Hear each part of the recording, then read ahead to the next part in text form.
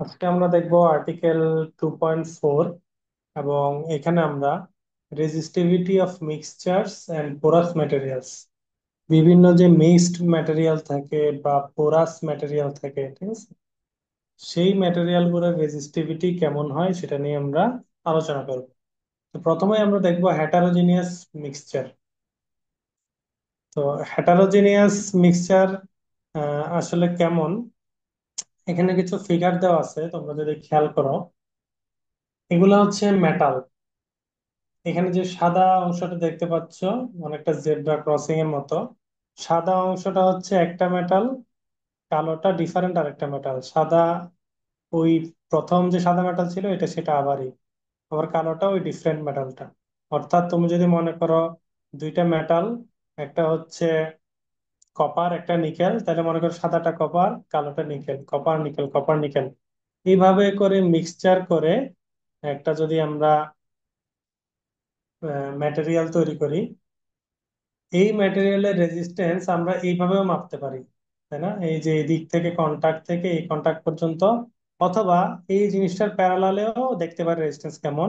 অর্থাৎ এই উপরের কন্টাক্ট থেকে এই নিচের কন্টাক্ট পর্যন্ত যে রেজিস্ট্যান্স কেমন, ঠিক আছে? আবার ম্যাটেরিয়াল গুলো যদি এইভাবে থাকে, মনে করো পুরাটা কপার আছে, এর মাঝখানে মাঝখানে ছোট ছোট ক্ষত আছে, সেই ক্ষত ক্ষত স্থানে আমি নিকেল বসায় দিলাম, তখন রেজিস্ট্যান্স কেমন। অর্থাৎ এই ধরনের যে হেটারোজিনিয়াস মিক্সচার আছে, এইগুলার ক্ষেত্রে রেজিস্ট্যান্সটা কেমন হয়। তো মনে করো আমি যেমন কপার নিকেল বললাম, এখানে দুইটা ফেজ আছে, একটা ফেজ হচ্ছে আলফা আর একটা ফেজ হচ্ছে বিটা, যারা এইভাবে লেয়ার বাই লেয়ার একটার পর একটা কানেক্ট করা আছে। এখন আমি যদি এই চিত্রে যেভাবে এর ভোল্টেজটা আমি অ্যাপ্লাই করতেছি, কিভাবে অ্যাপ্লাই করতেছি দেখো তো, পুরা জিনিসটার সাথে সিরিজে না? মনে করো এই যে সাদা ম্যাটেরিয়ালটা, তার সাথে কালোটা সিরিজ, তার সাথে সাদাটা সিরিজ, কালোটা সিরিজ, এভাবে সিরিজ করে সিরিজ কানেকশনে আমি ভোল্টেজ অ্যাপ্লাই করতেছি। আর বি চিত্রে যদি খেয়াল করো, এই সাদা সবগুলার একটা পয়েন্টে কানেক্টেড, আবার কালোগুলারও একটা কমন পয়েন্ট, এই পয়েন্টে কানেক্টেড। আরেকটা কমন পয়েন্ট হচ্ছে এই নিচের এটা, এখানেও এই ম্যাটেরিয়াল গুলোর অন্য আরেকটা প্রান্ত কানেক্টেড, অর্থাৎ অনেকটা প্যারালাল কানেকশনের মতো, তাই না? প্যারালালি আমি এদের মধ্যে ভোল্টেজ অ্যাপ্লাই করছি, ঠিক আছে। আর যদি আমার এরকম একটা ডিসপ্রেসড ফেজ থাকে, কন্টিনিউয়াস ফেজ, এই মিক্স যে ম্যাটেরিয়াল, এই মিক্সচারের মধ্যে আমি ভোল্টেজ অ্যাপ্লাই করতেছি সি চিত্রে। তো এদের মধ্যে রেজিস্টিভিটি গুলা কিভাবে চেঞ্জ হবে বা কিভাবে কেমন হবে, সেটা যদি আমরা দেখি। তো দেখো প্রথম চিত্রে তুমি যদি খেয়াল করো, একটা সিরিজ কানেকশনের মতো দেখা যাচ্ছে না, একটার পর একটা একটার পর একটা একটার পর একটা কানেক্টেড। তাহলে আমরা ফর্মুলা কি জানি? রেজিস্ট্যান্স বের করার formula, in general formula R equal to rho L by A, তাই না? Rho L by A. এখন দেখো এখানে টোটাল আলফা ফেজটা যতটুকু লম্বা, ঠিক আছে, এখানে এতটুকু, এখানে এতটুকু, আবার এখানে এতটুকু, টোটাল যে তার লেন্থ, আলফার লেন্থ, আর আলফা যে ম্যাটেরিয়ালটা, সেই ম্যাটেরিয়ালের রেজিস্টিভিটি এবং সেই ম্যাটেরিয়ালের ক্রস সেকশনের ক্ষেত্রফল এ, এটা যদি আমি এখানে বসাই, তাহলে আলফার পুরা যে রেজিস্টিভিটি সেটা আমি পেয়ে গেলাম। আর বিটা যে ম্যাটেরিয়াল, সেই বিটা ম্যাটেরিয়ালের রেজিস্টিভিটি কোথা থেকে পাবো? Rho L by B, rho B L B A. Rho B কি? এই বি যে ম্যাটেরিয়াল আছে সেই ম্যাটেরিয়ালের রো, আর বি ম্যাটেরিয়ালের পুরা লেন্থ এখানে কতটুকু এই মেটালে, ঠিক আছে, এইখানে এতটুকু, এখানে এতটুকু, এখানে এতটুকু, এখানে এতটুকু, এইভাবে করে সবগুলা লেন্থ যোগ করে যতটুকু পাবো সেটাই হচ্ছে এলবি, এলবি বাই এ। অর্থাৎ যেহেতু সিরিজ কানেকশন, সূত্রটাও সিরিজের মতো, যে আলফার রেজিস্টিভিটি যোগ দিলাম, বিটার রেজিস্টিভিটি যোগ দিলাম, সিরিজ কানেকশন পেয়ে গেলাম। আর দেখো তো এই যে লেন্থটা কি, আলফার লেন্থ যোগ বিটার লেন্থ, আলফার লেন্থ যোগ বিটার লেন্থ, সবগুলো লেন্থ যোগ করলেই বড় এলটার সমান হবে না? এই জন্য এখানে বলা হচ্ছে আলফার লেন্থ যোগ বিটার লেন্থ সমান টোটাল লেন্থ। অর্থাৎ এই টোটাল লেন্থটার ভিতরে কি আছে, এই দুইটার লেন্থ এইভাবে ভাগ করে দেওয়া আছে, ঠিক আছে। আচ্ছা, তাহলে সিরিজ কানেকশনের ক্ষেত্রে রেজিস্ট্যান্স বের করা খুবই সহজ, সিরিজের মতোই। এরপরে আমরা যদি দেখি, মনে করো এই যে ম্যাটেরিয়ালটা এখানে আছে, এখানে এক্স এ আর এক্স বি দুইটা টার্ম। এক্স এটা হচ্ছে volume fraction of alpha and beta phases, মানে এই পুরা ভলিউমের কতটুকু অংশে এক্স আছে, এই আলফা ম্যাটেরিয়ালটা আছে সেটা হচ্ছে এক্স এ। আর এক্স বি কি? ভলিউম ফ্র্যাকশন, এই যে পুরা আয়তন, এই আয়তনের কতটুকু আয়তনে বিটা ম্যাটেরিয়ালটা আছে সেটা হচ্ছে এক্স বি। তো এই দুইটা টার্ম আমি ধরে নিলাম। ঠিক আছে, তাহলে দেখো তো, এই পুরা দুইটা ক্যালকুলেট করে টোটাল যে এফেক্টিভ রেজিস্ট্যান্স, আমি এখান থেকে এটা দাঁড় করাইতে পারি না? R effective equal to L rho effective by A. যেহেতু এল এ আর এল বি দুটো যোগ করলে এল এর সমানই হয়, তাহলে বাকি যে টার্ম গুলা থাকে সবগুলা ক্যালকুলেট করে আমি রো এফেক্টিভ বাই এ লিখতে পারি। তো এখানে তুমি খেয়াল করে দেখো, এক্স এ মানে কি? এক্স এ মানে হচ্ছে এল এ বাই এল, মানে আলফার length divided by total length. কারণ বাকি সবকিছু টার্ম তো একই। এটা যদি একটা, মনে করো, থ্রি ডাইমেনশনাল বস্তু হয়, একটা আয়তাকার ঘনবস্তু হয়, দৈর্ঘ্য প্রস্থ উচ্চতা সবগুলা প্রস্থ, এটা যদি দৈর্ঘ্য হয় সবগুলা প্রস্থ সমান না? পিছন সাইডে আলফা যতটুকু লম্বা, বিটাও ততটুকু লম্বা যদি আমি রাখি, ঠিক আছে, উচ্চতাও যদি ততটুকু রাখি, পুরুত্ব ততটুকু রাখি, শুধু ল্যান্থটা ভিন্ন, তাহলে আয়তনের, পুরো আয়তনের কতটুকু জায়গায় আলফা আছে এটা কিভাবে বের করা যাবে? আলফার length divided by total length. এই জন্য এক্স এ বলা হচ্ছে আলফার length divided by total length, X B বলা হচ্ছে বিটার length divided by total length. ঠিক আছে, তাহলে এইখানে যে ইকুয়েশনটা আমার আছে, আহ, স্যার, সেই ইকুয়েশনে আমরা যদি, আচ্ছা, তাহলে দেখো, তাহলে এই যে রো এফেক্টিভটা আছে, এফেক্টিভ রো কত হবে? দুইটা রো ছিল আমার, তাই না? একটা রো আলফা, রো বিটা।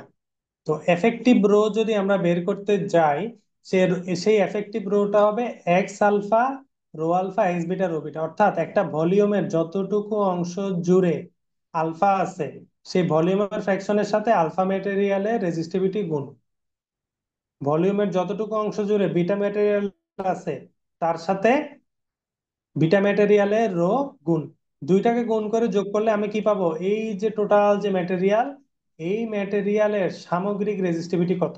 আমি তো আলাদা আলাদা ভাবে জানি, আলাদা আলাদা ভাবে জানি আলফা রেজিস্টিভিটি এত, বিটার এত। এখন দুইটা এই অনুপাতে যদি আমি মিক্সচার করি এবং এইভাবে কানেক্ট করি, তাহলে সম্মিলিত তাদের রেজিস্টিভিটি কত হবে? সেই সম্মিলিত রেজিস্টিভিটি বের করার ফর্মুলা হচ্ছে X alpha rho alpha plus X beta rho beta. X alpha কি? ভলিউমের কতটুকু অংশ জুড়ে আলফা আছে। এক্স বিটা কি? ভলিউমের কতটুকু অংশ জুড়ে এক্স বিটা আছে। ঠিক আছে, এই যে রুলটা আমরা দেখলাম এইটাকে বলা হয় রেজিস্টিভিটি মিক্সচার রুল। ঠিক আছে, তো এই মিক্সচারটা হচ্ছে সিরিজ রুল অফ মিক্সচার। আমরা তো অলরেডি বলতেছি আমরা সিরিজে কানেক্ট করতেছি। ঠিক আছে, তো এখন আমরা তো এক্স, এখানে যে ডিরেকশন আছে, এখানে যদি আমি ধরি এক্স অ্যাক্সিস হচ্ছে ডান দিকে, এদিক থেকে ডান দিকে যাবে, দেখো যে এক্স দেওয়া হয়েছে এদিকে কারেন্টের ডিরেকশন, অর্থাৎ এক্স অ্যাক্সিস এদিকে, তাহলে এক্স অ্যাক্সিস বরাবর রেজিস্টিভিটি কি হবে? ওই যে একটু আগে আমি যেটা বের করলাম, series rule of resistivity, X alpha rho beta X beta rho beta, ঠিক আছে, এই ফর্মুলাটা 2.24। আর আমি যদি ওয়াই ডিরেকশনে দেখি, ওয়াই ডিরেকশন বরাবর যদি আমি বের করতে চাই, ওয়াই ডিরেকশন কোন দিকে? এই দেখুন, এই যে এই নিচ থেকে উপর দিকে হচ্ছে ওয়াই ডিরেকশন, এই জন্য এদিকে কারেন্টের নাম জে ওয়াই উপর দিকে দেওয়া হয়েছে। ওয়াই ডিরেকশন বরাবর যদি তুমি রেজিস্ট্রি বের করতে পারো, তাহলে সেটার নাম হবে প্যারালাল রুল অফ মিক্সচার। ঠিক আছে, অথবা parallel rule of resistivity for mixture. আচ্ছা, তো আমরা এই পর্যন্ত সার্কিটের ম্যাথ করি বা যে কোনো ম্যাথ করি, আমরা দেখি সিরিজে ক্যালকুলেট করার সময় আমরা রেজিস্টিভিটি বা রেজিস্ট্যান্স নিয়ে বেশি বদার, যেহেতু সরাসরি যোগ করলে পুরোটা পাওয়া যায়। আর প্যারালাল করার ক্ষেত্রে আমরা কন্ডাক্টিভিটি বা অ্যাডমিটেন্স নিয়ে বেশি বদার, যেহেতু অ্যাডমিটেন্স প্যারালালে সরাসরি যোগ করা যায়। তাহলে ওয়াই এক্সিস বরাবর আমার কন্ডাক্টেন্সটা কেমন হবে সেটা যদি আমি বের করি, সেটাকে উল্টাই দিলে আমরা রেজিস্টিভিটি পেয়ে যাব। তাহলে কন্ডাক্টেন্স কেমন হবে? ওয়াই এক্সিস বরাবর কন্ডাক্টিভিটি হবে X alpha sigma alpha plus X beta sigma beta. X alpha কি? এক্স আলফা হচ্ছে আলফা ম্যাটেরিয়ালের conductivity, X B sigma beta হচ্ছে সিগমা বিটা ম্যাটেরিয়ালের কন্ডাক্টিভিটি, অর্থাৎ সিগমা আলফা সিগমা বিটা। এইগুলোর সাথে আমি যদি ভলিউমের ফ্র্যাকশন গুণ করে যোগ করে দিই, তাহলে আমি কি পেয়ে যাব? এই প্যারালাল এক্সিস বরাবর তাদের যে কন্ডাক্টিভিটি সেটা পেয়ে যাব। আর রেজিস্টিভিটি বের করতে চাইলে কি হবে? কন্ডাক্টিভিটিকে রেসিপ্রোকাল করে দিলে বা উল্টায় দিলে আমি কন্ডাক্টিভিটি কন্ডাক্টিভিটিকে রেসিপ্রোকাল করে দিলে রেজিস্টিভিটি পাবো, আর রেজিস্টিভিটিকে রেসিপ্রোকাল করলে কন্ডাক্টিভিটি পাবো। ঠিক একই এখানে ক্ষেত্রে যদি আমি কন্ডাক্টিভিটি চাই এই চিত্রের ক্ষেত্রে, তাহলে রেজিস্টিভিটি যেটা পাইলাম সেটাকে আমি উল্টাই দিলে কন্ডাক্টিভিটি পেয়ে যাবে। তাহলে যেটার ক্ষেত্রে যেটা বের করা সহজ সেটা বের করবো।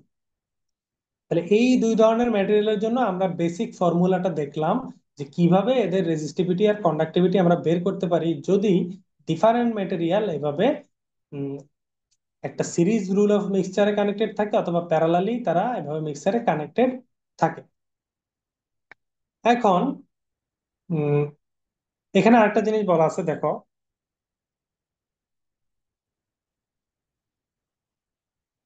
however, if the resistivity of one of the phase is appreciably different than other, there are two uh, semi-empirical rules that are quite useful in material engineering. Consider a heterogeneous material that has a displaced phase. এতক্ষণ তো আমরা দেখলাম, আমরা ধরে নিয়েছি symmetric, alpha এভাবে আছে, beta এভাবে আছে, সব একই রকম। এখন যদি ডিফারেন্ট একটা ফেজ আমার আসে যেখানে একটা ম্যাটেরিয়ালের তুলনায় আরেকটা ম্যাটেরিয়াল অনেক কম পরিমাণে আছে এবং একটার ভিতর আরেকটা এরকম পোর করে করে আছে, মনে করো এটা হচ্ছে একটা বড় মেটাল, তার মধ্যে এগুলো হচ্ছে তার ইম্পিউরিটি বা ক্ষত, এটাও ভাবতে পারো, অথবা আমি ইচ্ছা করে এভাবে মিক্স করলাম। এই ধরনের মিক্সচারকে বলা হচ্ছে কি ডিসপ্রেসড ফেজ বা কন্টিনিউ। এটা হচ্ছে কন্টিনিউয়াস ফেজ, যেটা হচ্ছে বেশি পরিমাণে আছে, আর যেটা ছোট ছোট অল্প অল্প আছে সেটাকে বলা হচ্ছে ডিসপ্রেসড ফেজ। অর্থাৎ স্বাভাবিক আমরা যখন খনি থেকে কোনো কিছু একটা মেটাল পেয়ে সেটাকে পিউরিফাই করি, সেটা কিন্তু এই আকারেই থাকে, আমরা 100% পিওর পাই না, তার মধ্যে কিছু কিছু অন্যান্য মেটাল থাকতে পারে। অর্থাৎ আমার যদি এই ধরনের একটা মিক্সচার তৈরি হয় যেটা আমরা সি চিত্রে দেখলাম, ঠিক আছে, তো সেটার ক্ষেত্রে কি হবে? সেটার ক্ষেত্রে উম, বলা হচ্ছে assume that rho C and rho D, rho C কি সি ম্যাটেরিয়ালের কন্ডাক্টিভিটি রেজিস্টিভিটি, আর ডি ম্যাটেরিয়ালের রেজিস্টিভিটি। তো এগুলো যদি আমরা জানি এবং এক্স সি আর এক্স ডি এই দুটো যদি আমরা জানি, ভলিউমের ফ্র্যাকশন কেমন তাও যদি জানি, তাহলে if the dispersed phase is much more resistive with respect to the matrix, অর্থাৎ যেটা কম পরিমাণে আছে ডিসপ্রেসড ফেজ, সেটা যদি কম পরিমাণে থাকে, ঠিক আছে, যেটা কম পরিমাণে আছে সেইটার রেজিস্টিভিটি যদি অনেক বেশি হয়, তাহলে দেখো ডিসপ্লেসড ফেজের রেজিস্টিভিটি কন্টিনিউয়াস ফেজের সাথে যদি 10 গুণ বেশি হয়, অর্থাৎ যেটা ছোট ছোট আছে এর একটা রেজিস্টিভিটি আছে, আর যেটা কন্টিনিউয়াস আছে সাদা তার একটা রেজিস্টিভিটি আছে। তো ডিসপ্লেসড ফেজের রেজিস্টিভিটি কন্টিনিউয়াসের চাইতে অনেক বেশি, 10 গুণ বেশি, ঠিক আছে। তাহলে ইন জেনারেলাইজড একটা ফর্মুলা, এই ফর্মুলাটা দিয়ে, এটা প্রুফ আছে, এটা ফর্মুলা অ্যাপ্লাই করে আমরা এই পুরা যে মেটাল সেই মেটালের ইফেক্টিভ রেজিস্টিভিটি বের করতে পারি যদি কি হয় ডিসপ্লেস ফেজেরটা বড় হয়। আর ডিসপ্লেসড ফেজের রেজিস্টিভিটি যদি কন্টিনিউয়াস ফেজের রেজিস্টিভিটির চেয়ে 10 গুণ ছোট হয় অথবা 0.1 গুণ হয়, 10 গুণ ছোট হওয়া যে কথা, 0.1 গুণ হওয়া একই কথা, তাহলে ফর্মুলাতে একটু চেঞ্জ চলে আসে, ঠিক আছে। তাহলে এই ফর্মুলাটা চেঞ্জ হয়ে আমার এই যে এরকম হয়ে যাবে। এটা কখন? যদি যেই ম্যাটেরিয়ালটা কম পরিমাণে আছে তার রেজিস্টিভিটি স্বাভাবিক যে রেজিস্টিভিটি আছে তার চেয়ে অনেক কম হয়, ঠিক আছে। তাহলে আমরা কি দেখলাম, এই হেটারোজিনিয়াস যে মিক্সচার আছে, এই মিক্সচারের ক্ষেত্রে সিরিজ রুলের রেজিস্টিভিটি কেমন হবে, প্যারালাল রুলে যদি আমি কানেক্ট করি তাহলে রেজিস্টিভিটি কেমন হবে, এবং ডিসপ্লেসড ফেজে থাকলে রেজিস্টিভিটি কেমন হবে। এটার একটা স্যার, নির্দিষ্ট ফর্মুলা আছে, এটার একটা নির্দিষ্ট ফর্মুলা আছে, আর এটার কি, এটার ক্ষেত্রে দুইটা ফর্মুলা। আচ্ছা, তাইলে আমার এই আলাদা আলাদা ভাবে আমি যদি ডিসপ্লেসড ফেজ এবং কন্টিনিউয়াস ফেজ দুইটা যে মেটাল, সেই মেটালের আলাদা আলাদা রেজিস্টিভিটি আমি জানি, তাহলে আমি তাদের মধ্যে আগে কি করতে হবে, আগে আমাকে কম্পেয়ার করতে হবে যে কে বড় কে ছোট। বড় হইলে আমি এ রুল দিয়ে বের করব বা ছোট হইলে এ রুল দিয়ে বের করব, সেটা শর্তে ফেলাই আমাকে বুঝতে হবে এবং তখন বের করতে হবে। এবং আহ, এখানে আরেকটা ফর্মুলা আছে, এটা হচ্ছে Reynold and Hough rule for mixture and displace phase 2.28। এটা হচ্ছে কন্ডাক্টিভিটির মধ্যে একটা ফর্মুলা, ঠিক আছে। ইকুয়েশন 2.26 and 2.27 আর simplified special case of a more general mixture rule due to Reynolds and Hough 1957। এই 1957-এ ওরা এই যে ইকুয়েশন কত 2.26 এবং 2.27, এই যে 10 গুণ বেশি 10 গুণ কম, এই যে জেনারেলাইজড আমরা একটা ফর্মুলা দেখতেছি। আহ, এটাকে তারা কি করছে, সিম্পলিফাইড করছে। Consider a mixture that consist a continuous conducting phase with a conductivity of sigma C and that has displaced phase is pairs of another phase conductivity of sigma d। এখানে প্রত্যেকটা কটা important. দেখো, continuous ফেজের conductivity sigma C, আর displaced ফেজের conductivity sigma D. কিন্তু displaced যে phase আছে, এটা দেখতে কেমন? এটা কিন্তু আমার মন মতো শেপে না। এটা দেখো এরকম গোল গোল শেপে। যদি এরকম গোল গোল শেপে হয়, তাহলে হচ্ছে ওর ফর্মুলা তুমি এখানে অ্যাপ্লাই করতে পারবে। ও কিন্তু এখানে এটা বলছে। দেখো, ডিসপ্রেসড স্পিয়ার্স গোলক, ঠিক আছে। ডিসপ্রেসড যে ফেজ আছে সেটা, অর্থাৎ ছোট ছোট যে পোর বা গর্ত দেখতে পাচ্ছ ওখানে, ওগুলা কি স্ফিয়ার আকৃতিতে যদি হয়, এবং তাদের কন্ডাক্টিভিটি যদি সিগমা ডি, এটা যদি তুমি জানো, এবং ভলিউমের ফ্র্যাকশন যদি এক্স হয়, এটা কোনটা, সিগমা ডি এর ভলিউমের ফ্র্যাকশন যদি এক্স হয়, ডিসপ্লেসড ফেজ যদি এক্স পরিমাণ থাকে, ঠিক আছে, অর্থাৎ পুরা আয়তনের এতটুকু অংশ ওই ছোট ম্যাটেরিয়ালটি আছে, সেটা যদি তুমি জানো, তাইলে তুমি এই জেনারেল কন্ডাক্টিভিটির ফর্মুলা ইউজ করে তুমি বের করতে পারবা। এটা হচ্ছে রেনল্ড এন্ড হাফ সিম্পলিফাই করছে। কেমন? Sigma minus sigma C by sigma plus two sigma C equal to X sigma D minus sigma C sigma D plus two sigma C. এখানে দেখো, তুমি যদি যে কোনো একটার মান জানো, সিগমা সি জানো, সিগমা ডি জানো, আর ভলিউমের ফ্র্যাকশন জানো, অজানাকে, এই ইকুয়েশনে অজানা হচ্ছে শুধুমাত্র সিগমা, তাহলে তুমি পুরা যে ইকুয়েশনে সিগমাটা পেয়ে যাবে। আর সিগমা কি, কন্ডাক্টিভিটি, অর্থাৎ তুমি এই পুরা ম্যাটেরিয়ালের কন্ডাক্টিভিটিটা পেয়ে যাবা। এরপরে একে তুমি উল্টায় দিলেই কি, রেজিস্টিভিটিও পেয়ে যাবা। ঠিক আছে। অর্থাৎ রেনল্ড হাফ কি করছে, উপরে যে ইকুয়েশন ওটাকে সে সিম্পলিফাই করে এই কন্ডাক্টিভিটিতে নিয়ে আসছে। তো এইখানে এই ইকুয়েশনের কিছু অ্যাপ্লিকেশন এবং ব্যাখ্যা দেওয়া আছে, এটা একটু পড়বা। যে সিগমা ডি যদি সিগমা সি এর চাইতে অনেক ছোট হয়, ঠিক আছে, তাইলে কি ধরনের, আর যদি সিগমা ডি সিগমা সি এর চাইতে অনেক বড় হয়, তাহলে কি ধরনের। আচ্ছা, তাইলে, ইকুয়েশনের প্রমাণ করা লাগবে। না প্রমাণ দেখা লাগবে না, এটা তোমার বুঝলেই হবে অ্যাকচুয়ালি, যে কখন আমি অ্যাপ্লাই করব এবং এটা কিভাবে অ্যাপ্লাই করব, এটা বুঝলেই হবে। আচ্ছা, স্যার। তো আমাদের তো প্রমাণ মেইন না, আমাদের অ্যাপ্লিকেশনটা মেইন, যেগুলো আমরা অ্যাপ্লাই করতে পারতেছি কিনা। এখন দেখো, একটা তো দেখলা, এটা সুন্দর সুন্দর সেট আপ দেখছো, কিন্তু বাস্তবে তো আর এই ধরনের থাকবে না। এত সুন্দর সুন্দর সেট আপে কি ম্যাটেরিয়াল তুমি পাবা? সবগুলা কি এরকম ঘনকাকৃতি থাকবে? খনি থেকে তুললা, স্বর্ণের ভিতরে অন্য ম্যাটেরিয়ালের খাদ আছে, ঠিক আছে। আমরা তো সিম্পলিফাইড কেস আলোচনা করতেছি, মাত্র দুইটা ম্যাটেরিয়াল, স্বর্ণের ভিতরে মনে করো 200 ম্যাটেরিয়ালের খাদ আছে, 200টা 200 ধরনের এবং 200 ধরনের শেপের। তাহলে সেটা তোমার কেমন হবে? আস্তে আস্তে আমরা একটু জটিলের দিকে যাই। এখন মনে করো তোমার ম্যাটেরিয়ালটা হচ্ছে এই যে এরকম, কিন্তু টু ফেজ বলতেছি, অর্থাৎ দুইটা ম্যাটেরিয়ালেরই কিন্তু আরেকটার কোনো ঠিকানা নাই, আরেকটার যে কেমন শেপ, সেটা এক এক সময় এক এক রকম, এক এক ডাইমেনশন এক এক রকম, আমি জানি না। ঠিক আছে। তাহলে আলফা একটা ফেজ আমার, এখানে বিটা একটা ফেজ। তাহলে এই ধরনের ম্যাটেরিয়ালকে আমরা কিভাবে অ্যানালাইসিস করব? ঠিক আছে। এই ধরনের ম্যাটেরিয়ালকে অ্যানালাইসিস করার জন্য, ওই যে আমরা ডিফারেন্সিয়েট করি না, ডিফারেন্সিয়েট করে ক্ষুদ্র একটা অংশ নেই, তারপর সেটাকে আমরা ডিফারেন্সিয়েট করি, ওটা ডিফারেন্সিয়েট বের করে এরপর ইন্টিগ্রেশন করে বের করে ফেলি, ম্যাথের ক্ষেত্রে এইভাবে করি।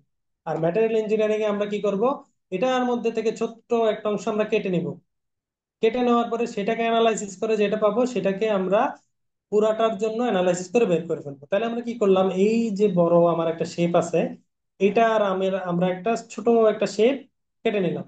এই যে বলা আছে টু ফেজ সলিড হচ্ছে এ, আর বি হচ্ছে কি, থিন একটা ফাইবার আমি এখান থেকে কেটে নিছি। আমি যে থিন ফাইবারটা এখান থেকে কেটে নিলাম, সেই ফাইবারের আমি যদি রেজিস্টিভিটি পেয়ে যাই, এরপরে পুরাটার জন্য আমি একটা এজিউম করে কাছাকাছি একটা রেজিস্টিভিটি চলে যেতে পারবো, ফর্মুলা ডেভেলপ করতে পারবো। তো বাই ডেফিনেশন আমরা কি জানি, R equal to rho L by A, তাই না? যেখানে রো এফেক্টিভটা কি, যদি একটা ম্যাটেরিয়াল হইতো এখানে, তাহলে তো শুধু রোই থাকতো। আর রো এফেক্টিভটা কি, রো এফেক্টিভ হচ্ছে L by A. Rho effective L by A সমান, এই রো এফেক্টিভের জায়গায় যদি দুইটা ম্যাটেরিয়াল হয়, তাহলে কি হবে, rho A X A L by A, rho B X B L by A, তিনটা হইলে rho C X C L by A. L আর এ তো সবগুলোর ক্ষেত্রে সমান, তাই না?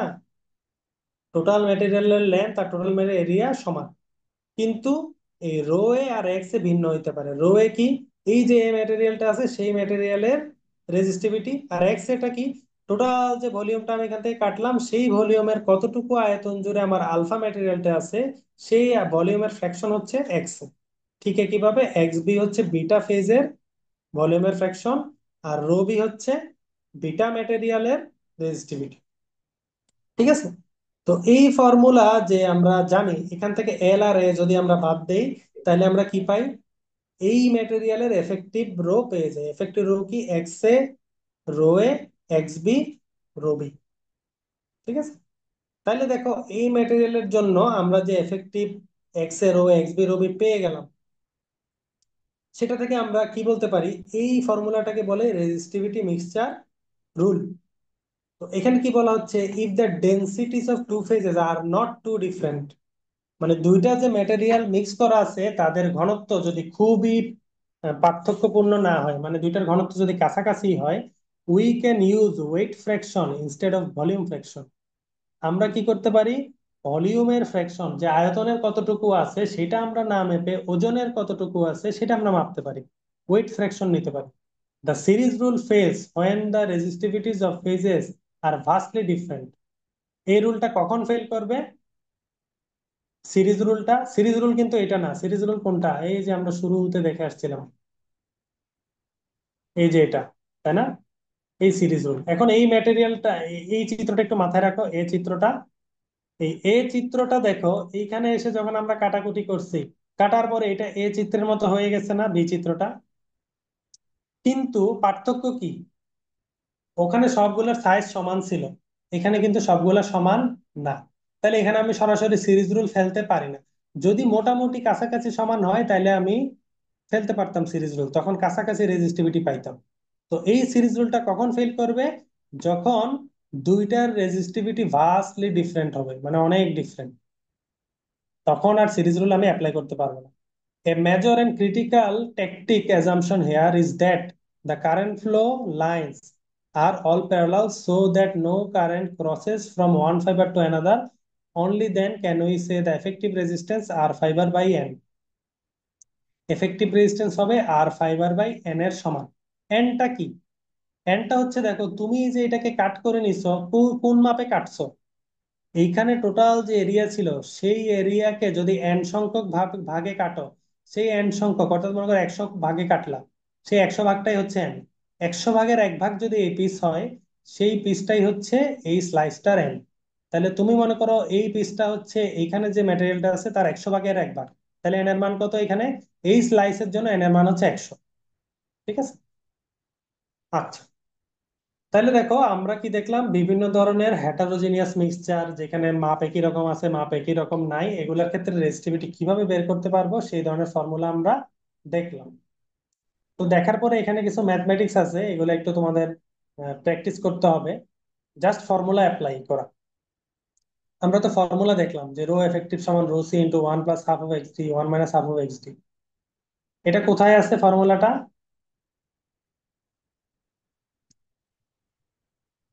Rho C one plus half of X D one minus half of D, এটা কোথায় আছে, এটা কি ধরনের, এটা হচ্ছে ডিসপ্রেসড ফেজের যদি স্পেরিক্যাল শেপ থাকে তখন আমরা এই ফর্মুলাটা অ্যাপ্লাই করতে পারি। কখন পারি, যদি রোড এটা রোড সি এর চেয়ে 10 গুণ বড় হয়। তাহলে দেখো এই ম্যাথের ডাটা পরে আমাকে বুঝতে হবে যে 10 গুণ বড় নাকি ছোট, কেন এই ফর্মুলা অ্যাপ্লাই করলাম। ঠিক আছে। বলা হচ্ছে what is the effective resistivity of 95/5, তার মানে হচ্ছে 95 ভাগ হচ্ছে প্রথম ম্যাটেরিয়াল, 5 ভাগ দ্বিতীয় ম্যাটেরিয়াল। এখানে বলাই আছে 95% কপার, আর 95% হচ্ছে কপার, 5% হচ্ছে টিন।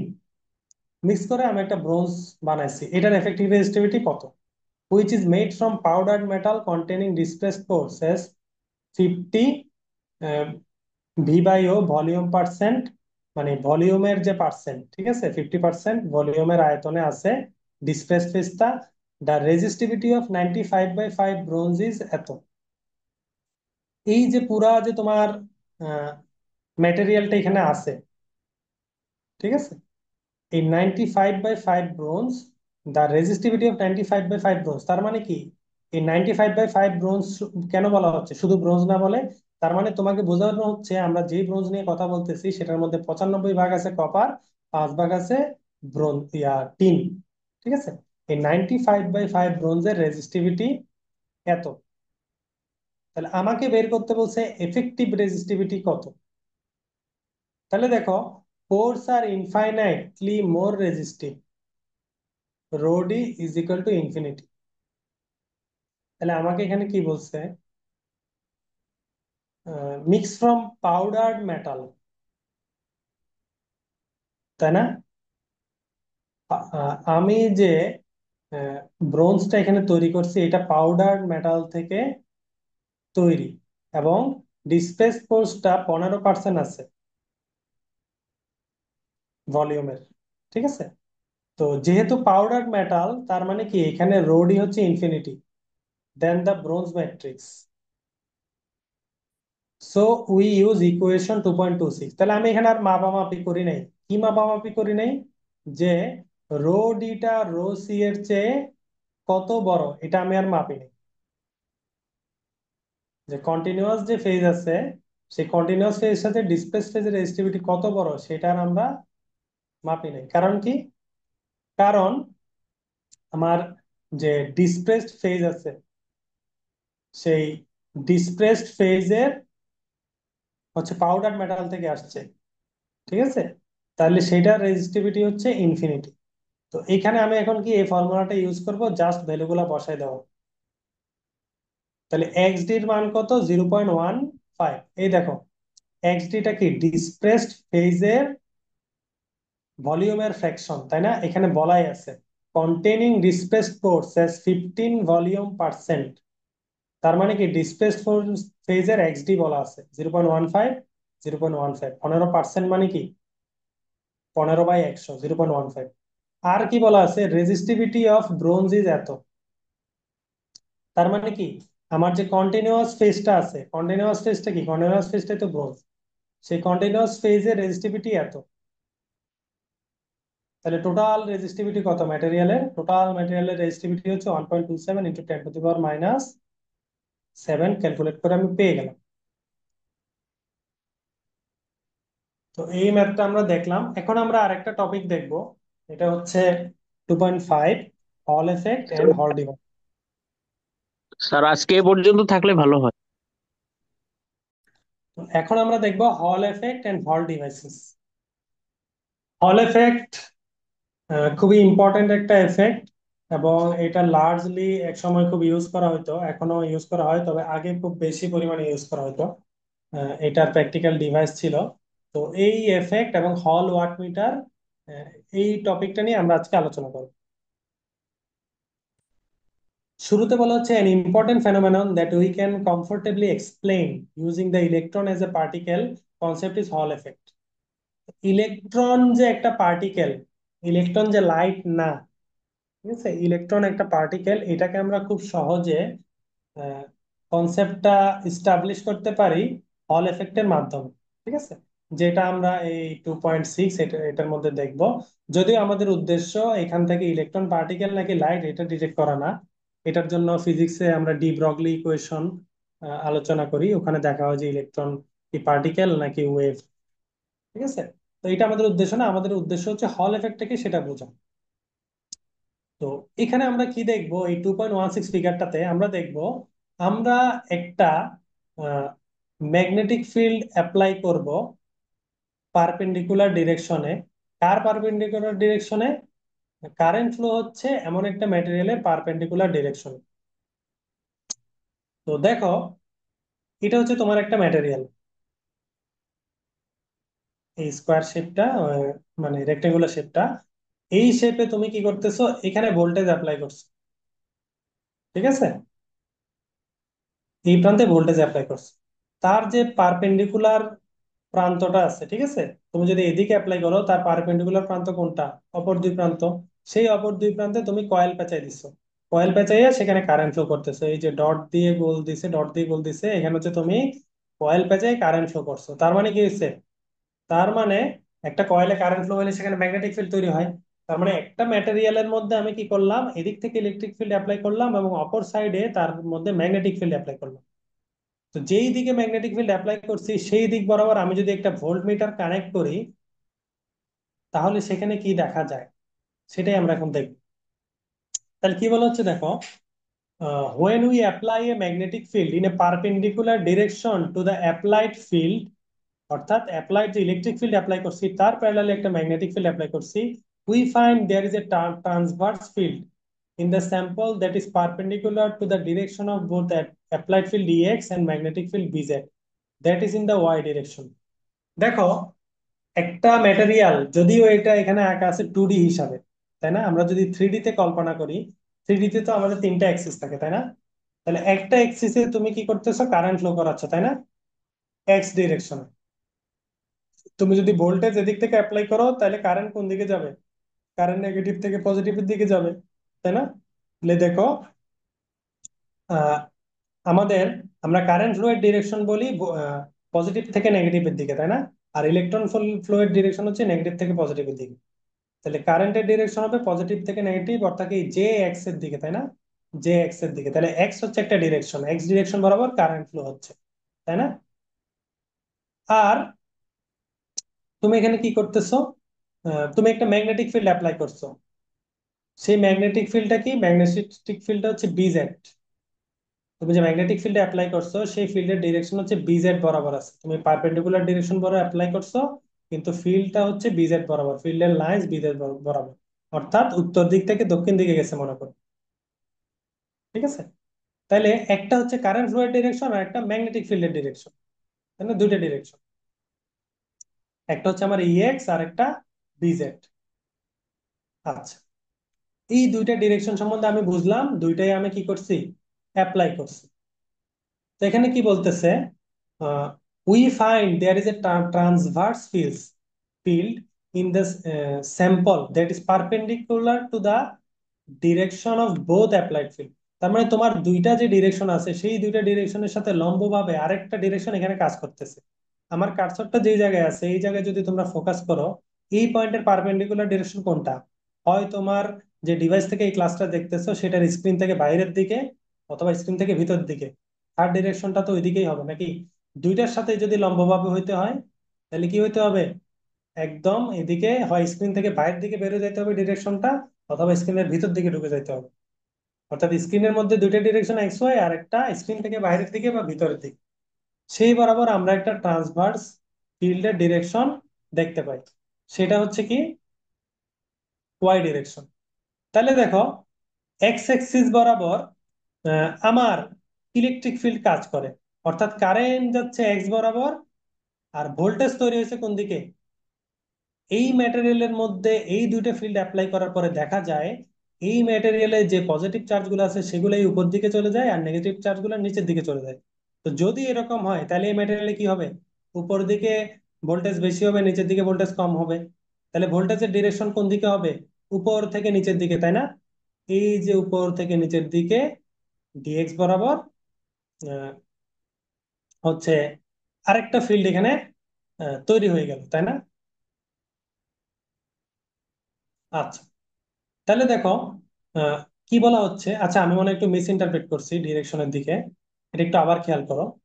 একটা অ্যাপ্লাইড ফিল্ড হচ্ছে ইএক্স আর একটা হচ্ছে বিজেড।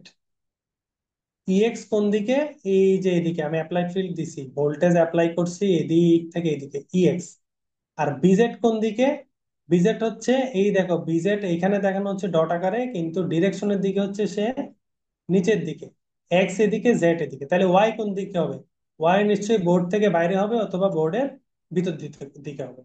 তাহলে ওয়াই ডিরেকশন বরাবর আমরা একটা ট্রান্সভার্স ফিল্ড দেখতে পাই। তো এই ট্রান্সভার্স ফিল্ডটা কি, এটাই হচ্ছে এখন আলোচনা। Putting A volt metre across the sample, অর্থাৎ এই স্যাম্পলের আড়াআড়িতে আমরা যদি একটা ভোল্ট মিটার তখন কানেক্ট করি, তখন gives a voltage reading VH. তখন আমরা এই প্যারালাল ডিরেকশন বরাবর একটা ভোল্টেজের রিডিং পাই, সেটা হচ্ছে ভিএস। এই ভোল্টেজকে আমরা অ্যাপ্লাই করছি? আমরা তো অ্যাপ্লাই করিনি। আমরা ভোল্টেজ অ্যাপ্লাই করছি এই মাথা থেকে এই মাথাতে, আর ম্যাগনেটিক ফিল্ড অ্যাপ্লাই করছি ম্যাটেরিয়ালের এই বাহিরের থেকে এই বাহিরে। কিন্তু এখন ভোল্ট মিটার লাগে ভোল্টেজ পাচ্ছি তার প্যারালাল ডিরেকশনে, পারপেন্ডিকুলার ডিরেকশনে। এই পারপেন্ডিকুলার ডিরেকশনে ভোল্টেজ তো আমরা অ্যাপ্লাই করি নাই, এই ভোল্টেজ আসলো কোথা থেকে? ঠিক আছে? এই যে ভোল্টেজটা আমরা পাইলাম VH, the applied field EX drives A current JX, তাহলে আমি যে ভোল্টেজটা এখানে অ্যাপ্লাই করছিলাম, ব্যাটারি দেখতে পাচ্ছ, সেই ব্যাটারির কারণে এখানে কারেন্ট ফ্লো হচ্ছে JX. The electron move in the minus x direction with the drift velocity v dx. তো এই যে ইলেকট্রন আছে, সেই ইলেকট্রন গুলো কোথায় যাবে? তুমি যদি ভোল্টেজ অ্যাপ্লাই করো, পজিটিভ মাথা এদিকে লাগিয়ে রাখছো, নেগেটিভ এদিকে লাগিয়ে রাখছো, তাহলে ইলেকট্রন তো নেগেটিভ থেকে পজিটিভ দিকে যাবে, তাই না? তাহলে ইলেকট্রন কি এক্স ডিরেকশনে যাচ্ছে? ইলেকট্রন তো নেগেটিভ এক্স ডিরেকশনে যাচ্ছে, তাই না? যেহেতু ভোল্টেজ পজিটিভ এক্স ডিরেকশনে অ্যাপ্লাই করছো, তাহলে কারেন্ট যাবে কি নেগেটিভ এক্স ডিরেকশন। গেল। With a drift velocity of v dx, কি ব্যাগে যাবে? ভিডিএক্স ব্যাগে সে যাবে। তাহলে দেখো ইলেকট্রন ফ্লো হওয়ার ব্যাগ হচ্ছে ভিডিএক্স ব্যাগে, সেই ইলেকট্রন এখান থেকে এখানে ফ্লো করতেছে। কেন? ভোল্টেজ অ্যাপ্লাই করছে সেজন্য। Because of the magnetic field there is a force called Lorentz force acting on each electron and give Fy equal to minus E VDX BZ। Lorentz নামে একজন সায়েন্টিস্ট আছে, এটা তোমরা যদি মেশিন কোর্সটা পড়ো, মেশিনের মধ্যে পড়ার কথা। লরেন্স হচ্ছে একজন সায়েন্টিস্ট, সে হচ্ছে একটা বর্ষার রাতে সে তার বাসায় এক্সপেরিমেন্ট করতেছিল। ইচ্ছাকৃত না, অনিচ্ছাকৃত ভাবে একটা কারেন্ট ক্যারিং কন্ডাক্টরের মধ্যে একটা চুম্বক পড়ে যায়, অশ্বক্ষুরাকৃতি চুম্বক, ইউ শেপের চুম্বক কারেন্ট কারেন্ট কন্ডাক্টরের মধ্যে পড়ে যায়। অর্থাৎ একটা তারে কারেন্ট হচ্ছে, সেখানে একটা চুম্বক পড়ে গেছে, উল্টায় দাঁড়ায় আছে বলে। তো দেখা গেল ওই তারটা লাফ দিছে একদিকে। তাহলে সে চিন্তা করলো, আচ্ছা এখানে কি হলো, একটা তারে কারেন্ট ফ্লো হচ্ছিল, এর পাশাপাশি আমি একটা ম্যাগনেটিক ফিল্ড আনলাম, তো সেই কারেন্ট ক্যারিং কন্ডাক্টরটা একটা ফোর্স ফিল্ড করলো। ঠিক আছে, এই নীতিতে কিন্তু আমাদের ইম্পর্টেন্ট যে মেশিনারি মেশিন গুলা ঘুরে, কারেন্ট ক্যারি কন্ডাক্টর গুলা ম্যাগনেটিক ফিল্ডে দেই, তখন সে একটা ফোর্স অনুভব করে, তখন কন্ডাক্টর ঘুরতে থাকে। এটা হচ্ছে মোটরের একটা ইম্পর্টেন্ট প্রিন্সিপাল। তো দেখো এখানেও কিন্তু সেম কাজ করতেছি, একটা কন্ডাক্টরে কারেন্ট ফ্লো করাচ্ছি, সেখানে আমি কি দিলাম? ম্যাগনেটিক ফিল্ড অ্যাপ্লাই করলাম, তাহলে লরেন্সের সূত্র চলে আসবে। তো লরেন্স কি বলতেছে? লরেন্সের সূত্র অনুযায়ী বলতেছে যে প্রত্যেকটা যে ইলেকট্রন এখান থেকে এখানে ছুটে যাচ্ছিল উল্টা দিকে, তারা একটা ফোর্স অনুভব করবে এখানে। কি force? Minus E v dx BZ. অর্থাৎ কতটুকু ফিল্ড দিছি, ফিল্ড বেশি দিলে বেশি ফোর্স অনুভব করবে। ইলেকট্রন যদি এই মেটেরিয়ালে বেশি ফ্লো হয়, তাহলে বেশি ফোর্স অনুভব করবে, ইলেকট্রনের গতি বেশি হলে বেশি ফোর্স অনুভব করবে। এবং লরেন্স বলছে সেই ফোর্সটার ডিরেকশন হবে নেগেটিভ। ঠিক আছে, মাইনাস ডিরেকশন বরাবর। আচ্ছা, তো দেখো আমরা এখন কি করলাম, এই যে ইলেকট্রন গুলা ফ্লো হচ্ছিল, সেই ইলেকট্রন গুলা কি হয়ে গেল? সেই ইলেকট্রন গুলা নেগেটিভ ওয়াই ডিরেকশন বরাবর ছুটে গেল। কেন ছুটে গেল? এমনি এমনি কিন্তু ছুটে যায় না, এই ম্যাগনেটিক ফিল্ড অ্যাপ্লাই করার ফলে লরেন্সের ফর্মুলা এখানে অ্যাপ্লাই হয়ে গেছে, এবং ইলেকট্রন গুলা এদিক থেকে এদিক যাওয়ার সময় সোজাসুজি যদিও যাচ্ছিল, তারা নিচের দিকে বল অনুভব করে কিছুটা নিচের দিকে বেঁকে বেঁকে যাচ্ছিল। তো ইলেকট্রন নিচের দিকে চলে যাচ্ছিল, তাহলে ইলেকট্রন যদি নিচের দিকে এক্সেসিভ পরিমাণ হয়ে যায়, নিচের দিক মুখী থাকে তারা, তাহলে নিচে কি হয়ে যাবে? নেগেটিভ ভোল্টেজ বেশি দেখা দিবে। আর যদি উপরে ইলেকট্রনের ঘাটতি দেখা দেয়, তাহলে উপরে পজিটিভ ভোল্টেজ দেখা দিবে। তো তখন আমি যখন ভোল্টমিটার লাগাই, আমি দেখতে পারি কি? আমি দেখতে পারি এখানে ভোল্টেজটা কি হচ্ছে, অ্যাকচুয়ালি একটা ভোল্টেজ দেখা যাচ্ছে। এটা কোথায় আসলো? এটা কিন্তু আসলে এই ম্যাগনেটিক ফিল্ড অ্যাপ্লাই করার কারণে। আমি যদি ম্যাগনেটিক ফিল্ড এখান থেকে তুলে নেই, অথবা অ্যাপ্লাইড যে ইলেকট্রিক ফিল্ড ভোল্টেজ ভি, এটা যদি আমি এখান থেকে তুলে নেই, তাহলে কিন্তু এখানে আর কি থাকবে না, এই ভোল্টমিটারে কোনো ভোল্টেজ দেখাবে না। কেন? খুবই সিম্পল, কারণ ইলেকট্রন গুলা তো স্বাভাবিকভাবে মুভ করবে। অথবা আমি যদি ভোল্টেজ অ্যাপ্লাই না করি, তাহলে ইলেকট্রনই মুভ করবে না।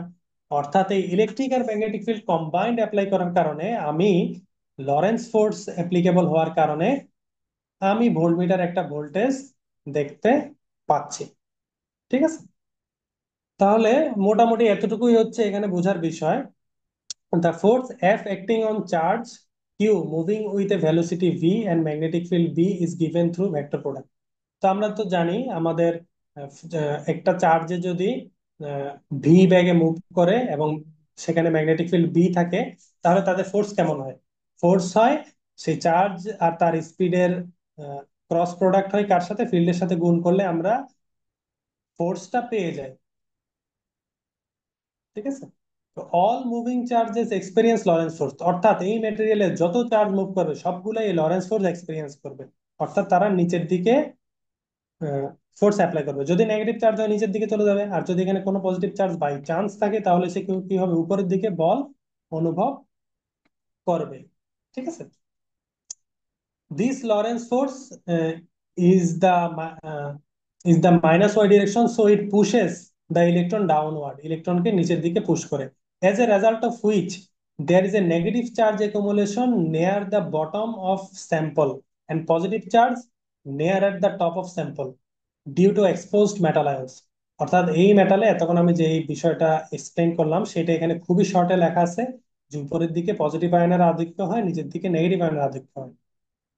এবং finally the accumulation of electrons near the bottom results in internal electric field. এই যে নতুন একটা ফিল্ড এখানে দেখা গেল, দুইটা অ্যাপ্লাইড ফিল্ডের কারণে, একটা অ্যাপ্লাইড ইলেকট্রিক ফিল্ড একটা অ্যাপ্লাইড ম্যাগনেটিক ফিল্ড, দুইটা অ্যাপ্লাই করার কারণে আমি যে নতুন ফিল্ডটা দেখতে পাইলাম এখানে, সেই ফিল্ডটাকে বলা হচ্ছে হল ফিল্ড। ঠিক আছে। This is called the Hall field and gives rise to Hall voltage. আচ্ছা, এখান থেকে একটু অফ টপিক কথা বলি। এই যে বললাম ইলেকট্রন যে একটা পার্টিকেল, সেটা এই এক্সপেরিমেন্ট থেকে কিভাবে প্রমাণ করা যায়। ইলেকট্রন যদি তরঙ্গ হইতো, একটা তরঙ্গ কিন্তু সহজেই তার ডিরেকশন এরকম এভাবে মুভ করে দেওয়া যায় না, এবং মুভ করে দিলেও তার চার্জের কনসেন্ট্রেশন একটা দিকে এত দ্রুত সরে যায় না। ঠিক আছে। যেহেতু ইলেকট্রন পার্টিকেল, সে একটা দিকে মুভ করলে সেদিকে চার্জের আধিক্য বেড়ে যায়। এজন্য আমরা এই এক্সপেরিমেন্ট থেকেও বলতে পারি কি, এই যে শুরুতে যে লাইনটা বলা হয়েছিল যে ইলেকট্রন এজ এ পার্টিকেল, ঠিক আছে, এটা নিয়েও কিন্তু ফিজিক্সে আলোচনা আছে, ইলেকট্রন কি পার্টিকেল নাকি ওয়েভ।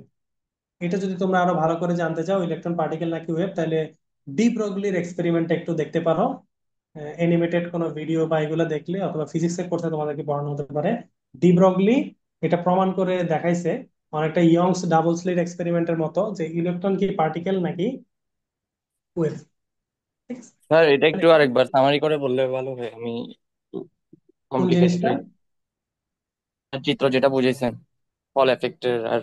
হ্যাঁ, হল এফেক্টের আমি তাহলে একটু সামারাইজ করি। আমার একটা ম্যাটেরিয়াল আছে, এই ম্যাটেরিয়ালে আমি একটা ডিরেকশন বরাবর ভোল্টেজ অ্যাপ্লাই করলাম যেটা হচ্ছে এই ভি, আর একটা ডিরেকশন বরাবর পারপেন্ডিকুলার ডিরেকশন বরাবর আমি ম্যাগনেটিক ফিল্ড বিজেট অ্যাপ্লাই করলাম। বিজেট অ্যাপ্লাই করার পরে কি হলো, এই ভোল্টেজে যেদিকে ম্যাগনেটিক ফিল্ড অ্যাপ্লাই করছি সেই পারপেন্ডিকুলার ডিরেকশন বরাবর একটা ভোল্টেজ দেখা গেল।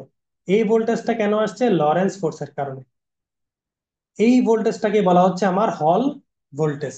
এবং এবং এইটা যেই ফিল্ডের কারণে হচ্ছে সেই ফিল্ডটাকে বলা হচ্ছে হল ফিল্ড। ঠিক আছে। তো এই যে হল ফিল্ড বা হল ভোল্টেজ আমরা এখানে দেখতে পেলাম, হুম, এটার প্রপার্টি কেমন? This is called Hall field and gives rise to Hall voltage VH between top and bottom of the sample. অর্থাৎ স্যাম্পলের টপ থেকে বটম বরাবর আমরা যত দূর বরাবর যাব হল ভোল্টেজ তত বাড়তে থাকবে, যত কাছাকাছি আসবো তত জিরো হবে। Electron accumulation continues until the increase in EH is sufficient to stop the further accumulation of electrons. এটা কতক্ষণ তুমি হল ভোল্টেজ এখানে পাওয়া? ঠিক আছে। তুমি এখানে যদি মনে করো বেশি পরিমাণে ইলেকট্রন তোমার এখান থেকে ইনপুট হচ্ছে, ভোল্টেজ বাড়ায় দিচ্ছ, তাহলে হল ভোল্টেজ বেশি পাবা। তুমি যদি ম্যাগনেটিক ফিল্ড বাড়ায় দাও তাহলে কি হল ভোল্টেজ বেশি পাবা। ঠিক আছে। দেয়ারফোর ইন স্টেডি স্টেটে ইইএইচ, ইলেকট্রনের চার্জ ইনটু হল ফিল্ড সমান ইভিডিএক্স বিজেড। ইলেকট্রনের চার্জ, তার স্পিড এবং ম্যাগনেটিক ফিল্ড এগুলা গুণ করলে স্টেডি স্টেট অবস্থা আমি কি পাবো, হল ফিল্ড সম্বন্ধে একটা আইডিয়া পাবো, যে আহ, এই যে হল ফোর্স আছে সেটার ভ্যালু কেমন হবে। তো এখানে দেখো, এখানে কিন্তু কিছু কারেন্টও ছিল, এই বরাবর যে কারেন্টটা ফ্লো হচ্ছে এটা কিন্তু আই দেওয়া হয়নি। কারেন্টকে যখন জে দিয়ে প্রকাশ করা হয় তখন কারেন্ট ডেনসিটি বোঝানো হয়। ঠিক আছে, জে এক্স জে ওয়াই। ঠিক আছে। এখানে একটা জিনিস দেখো, জে এক্স বরাবর কারেন্ট ফ্লো হচ্ছে বলা হচ্ছে, তীর চিহ্ন দিয়ে দেখাইছে, অর্থাৎ একটা কারেন্টের মান এখানে তুমি পাবা মিটারে। কিন্তু জে ওয়াই বরাবর তুমি এখানে কারেন্টের কোনো মান পাচ্ছ না, কিন্তু ভোল্টেজ পাচ্ছ, কারেন্ট শূন্য। কেন? কারণ দেখো ইলেকট্রন গুলো তো এখান থেকে এখানে মুভ করতে পারতেছে না, তাই না? এখান থেকে এখানে গিয়ে সার্কিট কমপ্লিট করতে পারতেছে না, কারণ সে তো টানে আছে, নিচের দিকে টানে আছে। তো ইলেকট্রন গুলা তো এখানে সে অ্যাকুমুলেট আছে, আর এখানে ইলেকট্রনের ঘাটতি আছে, এই জন্য এখানে চার্জ দেখা যাচ্ছে, ভোল্টেজ ডিফারেন্স তৈরি হয়েছে, কিন্তু কারেন্ট ফ্লো হতে পারতেছে না। কারণ কি, লরেন্স ফোর্স যে আছে এই ইলেকট্রনকে তো সে এখানে চলে যেতে দিবে না। এই জন্য জে ওয়াই বরাবর কারেন্ট এখানে কি দেখানো হয়েছে, শূন্য দেখানো হয়েছে। ঠিক আছে। আচ্ছা, তাহলে এই জে এক্স এর ভ্যালু কি ইএন ভিডিএক্স, ইলেকট্রন, তারপরে এন ভিডিএক্স গুণ করলে আমরা কি পাবো, কারেন্টের ডেনসিটি। তো এখানে এই ফর্মুলার আরো কিছু এক্সপ্লেনেশন দেওয়া আছে যে ফিল্ডটা কখন বাড়বে কখন কমবে কার কার সাথে ডিপেন্ডেন্ট। ঠিক আছে। এই ফর্মুলেশন গুলো আমরা আর আলোচনা করতেছি না আমরা। এই এক্সপ্লেনেশন থেকে এখন আমরা চলে যাচ্ছি এই হল এফেক্ট দিয়ে একটা ওয়াট মিটার ডিজাইন করা যায়, সেই ওয়াট মিটার যেটাকে বলা হয় হল এফেক্ট ওয়াট মিটার। একটু আগে তো একটা মানে যে চিত্রটা দেখছো ওইটাকে একটু ভিজুয়ালাইজ করতে পারবা, এটা যদি মাথায় ঢুকাইতে পারো এই চিত্রটা, এখানের এই ডান দিকের চিত্রটা দেখো, এখানে একটা ম্যাটেরিয়াল আছে এবং থ্রিডি তে আঁকা হয়েছে এটা। এই ম্যাটেরিয়ালের এই মাথা থেকে এই মাথা বরাবর তুমি ভোল্টেজ অ্যাপ্লাই করছো ভিএল, আর এই ম্যাটেরিয়ালের পারপেন্ডিকুলার ডিরেকশন এখানে কয়েল পেঁচাইছো, আবার এখানে এনে কয়েল পেঁচাইছো, এখানে কারেন্ট ফ্লো করাচ্ছ, তাহলে কি হবে, এখানে একটা ম্যাগনেটিক ফিল্ড তৈরি হবে না? সেই ম্যাগনেটিক ফিল্ড ডিরেকশন কি হবে, এই যে স্প্রিংটা তৈরি হয় সেই স্প্রিং বরাবর হয় ডিরেকশন, তাই না? তাহলে ইলেকট্রিক ফিল্ডের ডিরেকশন কোন বরাবর, যে বরাবর ভোল্টেজ অ্যাপ্লাই হয়েছে সেই বরাবর, আর ম্যাগনেটিক ফিল্ড এই বরাবর, তাই না? লম্ব বরাবর, পারপেন্ডিকুলার ডিরেকশন বরাবর, অর্থাৎ ভোল্টেজ যেদিকে ম্যাগনেটিক ফিল্ড তার সরাসরি লম্বালম্বি দিকে। তো যেদিকে তুমি ম্যাগনেটিক ফিল্ড অ্যাপ্লাই করছো, দেখো এর পারপেন্ডিকুলার ডিরেকশন বরাবর তুমি কি করছো, আবার ভোল্টেজ মাপতেছো, তাই না? এখানে আসলে তুমি এক্সাক্ট ফিগারটা বুঝতে পারো। তো এইখানে এসে তুমি কি দেখতে পারো, এইখানে যে ভোল্টেজটা দেখতে পাবা, যদি তোমার এখানে ভোল্টেজ অ্যাপ্লাই করো এবং কারেন্ট ফ্লো করাও, তাহলে এখানে তুমি যে ভোল্টেজটা দেখতে পাবা সেটাই হবে তোমার হল ফিল্ড বা হল ভোল্টেজ। ঠিক আছে। হল ওয়াটমিটারটা কি? The Hall effect can be used to implement a wattmeter to measure electrical power dissipated in a load. একটা লোডে কি পরিমাণ পাওয়ার কনজাম্পশন হয় সেটা আমরা হল এফেক্ট দিয়েও বের করতে পারি। The schematic sketch of the Hall effect wattmeter is shown in figure 2.18. এটা আমরা স্কিমেটিক স্কেচ দেখতেছি আমরা এখানে। Where Hall effect sample is typically a semiconductor material, usually silicon, the load current IL passes through two coils, অর্থাৎ এই যে load current আইএলটা আমি দুইটা কয়েল দিয়ে পাস করাইছি, একটা কয়েল হচ্ছে ম্যাটেরিয়ালের এদিকে আর একটা অপর পাশে, which are called current coils. ঠিক আছে, এই দুইটা হচ্ছে আমার কারেন্ট কয়েল। তোমরা জানো যে ওয়াটমিটারে দুইটা কয়েল থাকে, একটা কারেন্ট কয়েল একটা প্রেসার কয়েল, তাই না? অথবা voltage coil. This coil set up a magnetic field BZ, এই কয়েলের কারণে একটা ম্যাগনেটিক ফিল্ড বিজেট তৈরি হয়েছে, such as BZ proportional to IL, অর্থাৎ যত কারেন্ট বেশি দিবে তত বেশি ফিল্ড তৈরি হবে, তাই না? এটা তো স্বাভাবিক। The Hall effect sample is positioned in the field between the coils. তাহলে যেই স্যাম্পলটার আমি হল এফেক্ট স্যাম্পল বলতেছি সেটাকে প্লেস করব এই কয়েলের মাঝখানে প্লেস করব। The voltage VL across the load, এখন লোডে যে পরিমাণ কারেন্ট আমি এখানে অ্যাপ্লাই করতেছি, ঠিক আছে, যে পরিমাণ ভোল্টেজ আমি অ্যাপ্লাই করতেছি সেই ভোল্টেজটা হচ্ছে ভিএল। ঠিক আছে।